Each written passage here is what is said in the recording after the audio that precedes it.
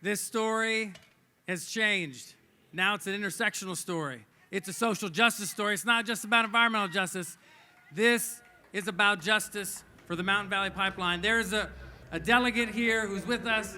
You know, I was the only delegate, Democrat, in all of Western Virginia for many years. You left me all alone. And then you sent me a friend to double the size of our Southwest Virginia Democratic Caucus.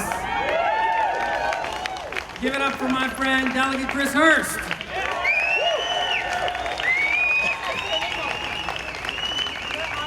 Thank you. Thank you. How are we doing in Leesburg today? Can we get an amen on what the Reverend just said? How can anybody follow that, possibly? Amen.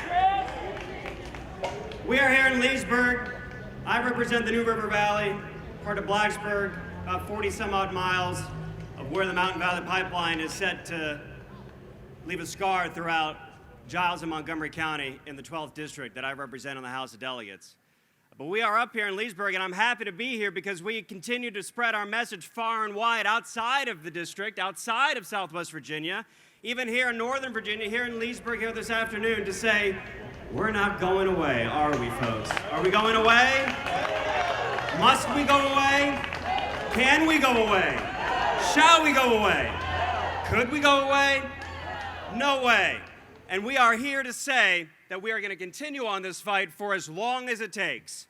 You know, I used to be a television reporter, used to sit on the sidelines and just observe and report on what was going on the field in the fray. But I can remember almost 5 years ago going up to Bottom Creek in Roanoke County, a Tier 3 protected waterway by DEQ, and interviewed a family there who said, not only is our property going to be threatened, but this pristine waterway is going to be trashed by the construction of the Mountain Valley Pipeline. And in the years since, so much advocacy and so much pressure has been leading up to many gains and many successes. Stops on work, lawsuits being filed, and yet we still need to make sure that we continue to redouble our efforts to try and stop the Mountain Valley Pipeline. It is not just about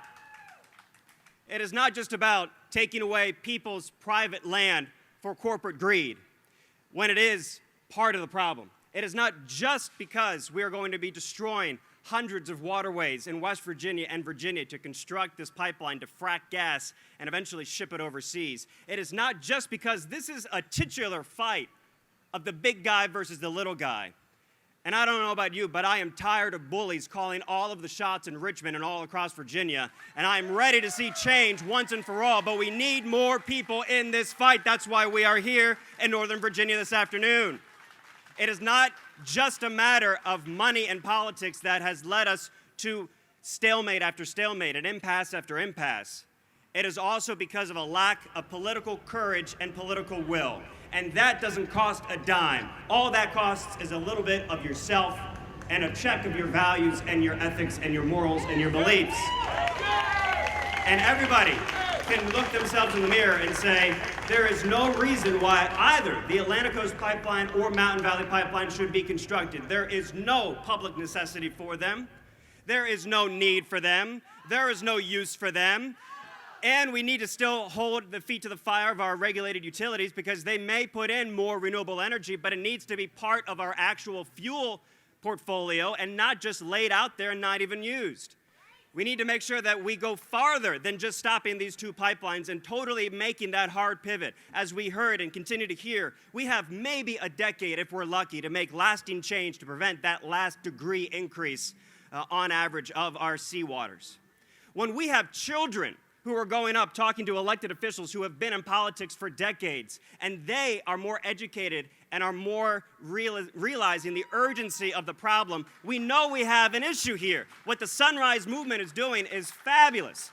But how shameful is it that on this issue and on other issues, our children are the ones who are leading the efforts, and the adults and the elected officials are the ones who are following behind. That's why all it takes is political will and political courage. And you need to demand that out of elected officials like me, because I can tell you that there have been times already in my first term Sam is a model legislator for how you stick to your morals and your ethics, no matter how hard up against the rocks you're going to get thrashed.